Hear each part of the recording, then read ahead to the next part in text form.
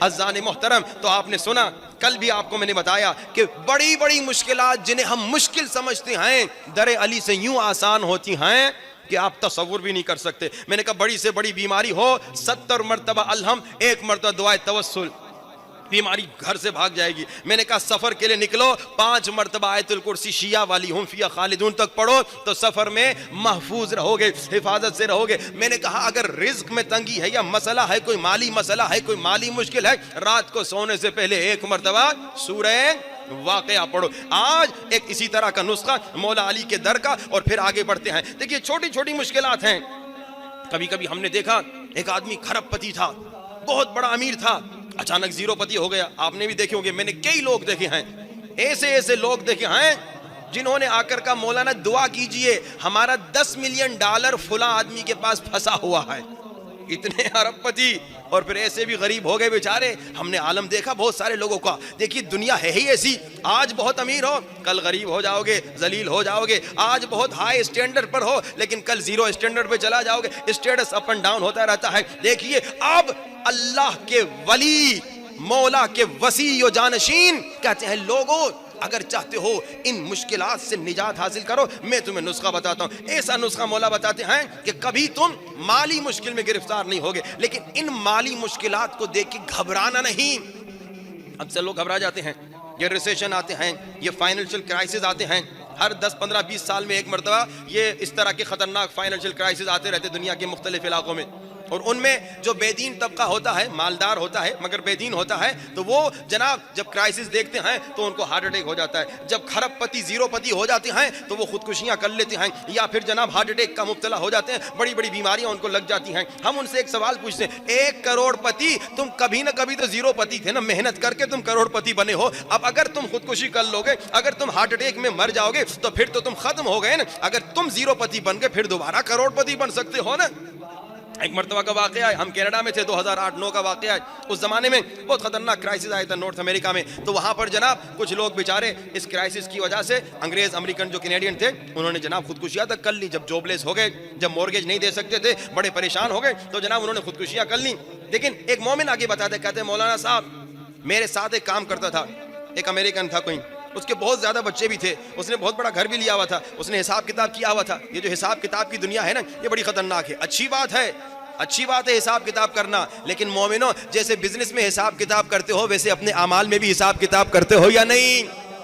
یہ business man حساب کتاب میں بڑے ہوشیار ہیں. اتنا میں نے کمایا، اتنا میں نے نقصان کیا، لیکن کیا دن میں یہ بھی حساب کتاب کرتے ہو کہ آج میں نے کس کا دل دکھایا، آج میں نے کس کی غیبت کی، آج میں نے کتنی نامحرموں کو دیکھا، آج میں نے کتنے گانے سنے؟ کیا اس کا بھی حساب کتاب کرتے ہو؟ حساب کتاب اچھی بات ہے، لیکن جب حساب کتاب کرتے ہو تو اپنے اعمال کا بھی حساب کتاب کرو. آج کتنی مرتبہ بیوی کا دل دکھایا، آج بیوی نے کتنے مرتبہ شوہر کا دل دکھایا، آج کتنی مرتبہ فلاں گناہ کیا. حساب کتاب کرو. روایت بتاتی ہے حاسبوا قبل ان تحاسبوا، اپنا حساب کتاب، اپنے اعمال کا حساب کتاب کرو اس سے قبل کہ تمہارا قبر میں آ کر منکر و نکیر حساب کریں، تب وہاں واپسی کی کوئی گنجائش نہیں. اچھا جناب، اس نے کہا کہ اس انگریز امریکن دوست نے حساب کتاب کیا ہوا تھا، اتنا کما رہا ہوں، اتنا مورگیج پے کروں گا، اتنے سے گزارا کروں گا. کرائسس آ گئے، فائنینشیل کرائسس آ گئے، اور جناب جاب لیس ہو گیا، فائر کر دیا اسے باس نے. اب جب جاب لیس ہو گیا تو بڑا پریشان، کہا کچھ دنوں کے بعد پتہ چلا اس نے خودکشی کر لی.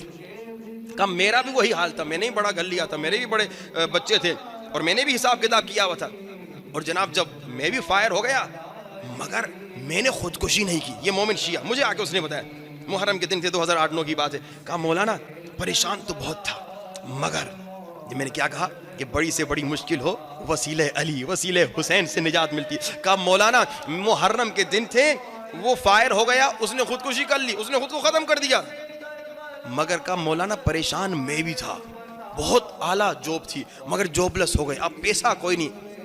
اچانک سے جاب جب چلی جاتی ہے، پیسہ جب ختم ہو جاتا ہے، جب مورگیج دینا ہوتا ہے تو وہ بہت عجیب حالت ہوتی ہے. کہا مولانا مگر پہلی محرم تھی، میں مجلس میں آ گیا، مولانا صاحب نے جب مصائب پڑھے، غم حسین میں، غم عباس میں رویا، غم سکینہ میں رویا. میں نے کہا میری مشکل تو ان کے سامنے کچھ بھی نہیں. اور کہا جنہوں نے مجھے جب میرے پاس کچھ بھی نہیں تھا عطا کیا، اب پھر جب میں زیرو ہو گیا پھر وہی مجھے بڑھائیں گے. کہا یہ عشق اہل بیت نے مجھے بڑھایا، وسیلے اہل بیت سے مجھے نجات ملی، اور پھر سے میں نے سٹارٹ کیا الحمدللہ. اب پھر الحمدللہ بہت اچھا بزنس مین ہو گیا. یہ بہت بڑا اعلیٰ آدمی تھا، یہاں تک کہ ٹیکسی ڈرائیور بن گیا تھا، لیکن پھر بڑھتا بڑھتا پھر دوبارہ سے بہت بڑا تاجر بن چکا ہے۔ یہ وسیلہ اہل بیت سے نجات ملے گی۔ اب اہل بیت کا ایک کمال کا نسخہ، بہت سپر پاور نسخہ، یہ نسخے بیان کر کے پھر اصل موضوع کی طرف بڑھنا ہے کہ ہماری ذمہ داری کیا ہے، امام زمانہ کا انتظار کرنے والوں کی ذمہ داری کیا ہے۔ کہا کہ مولا علی علیہ السلام کا نسخہ ہے بہت پاورفل نسخہ، اور یہ وہ نسخہ ہے کہ 1 سال اگر آپ اس پہ عمل کریں، یہ 1 سال کا نسخہ ہے۔ وہ جو 40 دن کے میں نے آپ کو چھوٹے چھوٹے نسخے دیے نا، 500 صلوات، الہی عظم البلا، یہ چھوٹے 40 دن والے ہیں، یہ 500 صلوات سے زیادہ مضبوط نسخہ ہے۔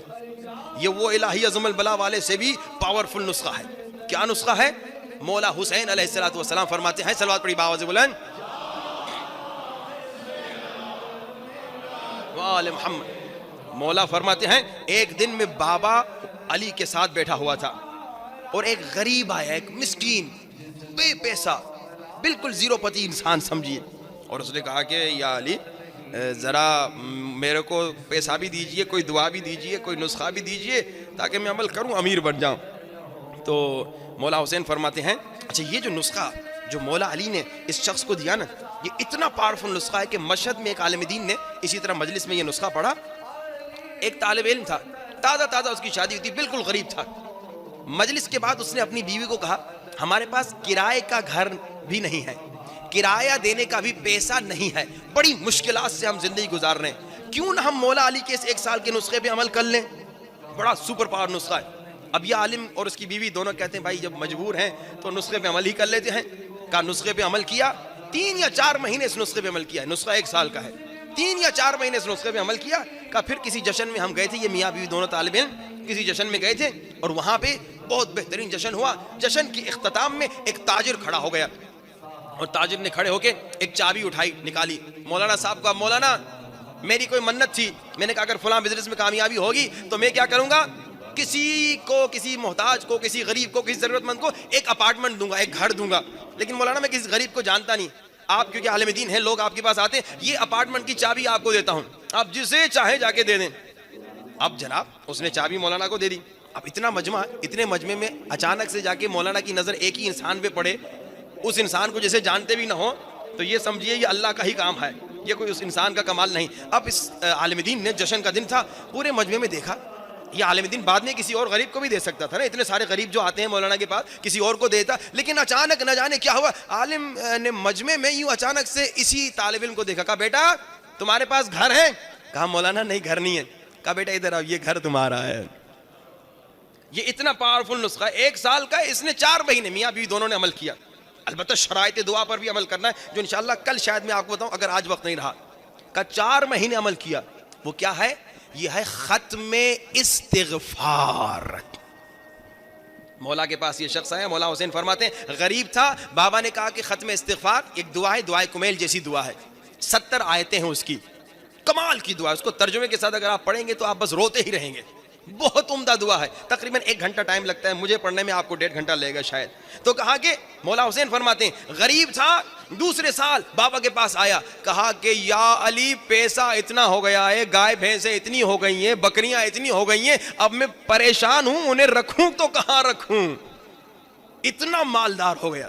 یہ استغفار، یہ توبہ، ایک تو نارمل استغفار ہے استغفر اللہ ربی واتوب الیہ، نہیں یہ ختم ہے، جیسے قرآن کا ختمہ ہے، یہ استغفار کا سمجھیے ختمہ ہے، ایک دعا ہے جس کا نام ہے ختم استغفار۔ استغفار کے بڑے فائدے ہیں، یہ توبہ، یہ استغفار۔ ایک نسخہ دوسرا سنتے جائیے بریکٹس میں کہ جناب جن کو بچے نہیں ہوتے، 1 سال کا یہ بھی نسخہ ہے کہ جناب ہر روز میاں اور بیوی 7000 مرتبہ استغفر اللہ ربی واتوب الیہ پڑھے، میاں بھی پڑھے بیوی پڑھے بغیر ناغہ 1 سال تک۔ کئی لوگوں کو ہم نے نسخہ دیا، دوسرے سال لوگوں نے آگے بتایا مولانا بچے کا نام بتائیے کیا رکھے، میں نے کہا کون سا بچہ؟ کہا ہمیں بچہ نہیں ہوتا تھا، پچھلے سال آپ نسخہ بتا کے گئے تھے، اب ہم نے عمل کیا تو بچہ ہو گیا۔ کئی اس طرح کے ہم نے واقع ختم استغفار کے علاوہ یہ استغفار کا نسخہ بھی بڑا پاورفل ہے۔ دیکھیے استغفار کا کمال کیا ہے، استغفار، ابن عباس مولا علی کے ساتھ بیٹھے ہوئے تھے تو ایک شخص آیا، اس نے کہا مولا غریب ہوں، کوئی نسخہ، مولا نے کہا استغفار۔ دوسرا آیا، اس نے کہا مولا بے اولاد ہوں، مولا نے کہا استغفار۔ تیسرا آیا، اس نے کہا مولا زمیندار ہوں مگر درخت نہیں اگ رہے، کوئی نسخہ، مولا نے کہا استغفار۔ کسی اور نے کہا مولا درخت ہیں مگر پھل نہیں آ رہے، مولا نے کہا استغفار۔ کسی نے آگے کہا درخت بھی ہیں پھل بھی ہے لیکن بارش نہیں آ رہی، خوش سالی آگے، مولا نے کہا استغفار کرو۔ 5 مریض آئے، 5 کو ایک ہی نسخہ دیا، ابن عباس نے کہا مولا سب کو ایک ہی نسخہ؟ مولا نے کہا کہ قرآن میں نہیں پڑھا اللہ نے یہی کہا اگر رزق چاہیے استغفار کرو، اگر اولاد چاہیے استغفار کرو، اگر چاہتے ہو تمہیں باغات میں ترقی ملے تو استغفار کرو، اگر چاہتے ہو بارش رحمت خدا نازل ہو تو استغفار کرو، اگر چاہتے ہو تمہارے درختوں میں پھل فروٹ بڑھے تو استغفار کرو۔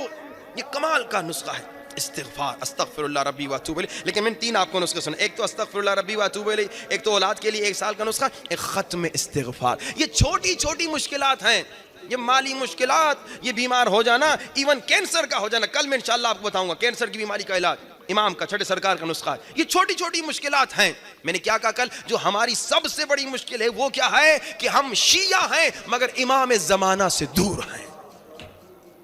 ہم ان چھوٹی مشکلات میں اتنا ڈوب چکے ہیں کہ جیسے میں نے کہا کہ مولانا صاحب کوئی دعا بتائیے، مالی مشکل ہے، مولانا صاحب کوئی دعا بتائیے، بچہ بیمار ہے، مولانا صاحب کوئی دعا بتائیے، بچی کی شادی نہیں ہو رہی، مولانا صاحب کوئی نسخہ بتائیے، فلاں مشکل ہے۔ کسی نے آ کر یہ نہیں کہا مولانا صاحب کوئی نسخہ بتائیے امام زمانہ کی زیارت کا۔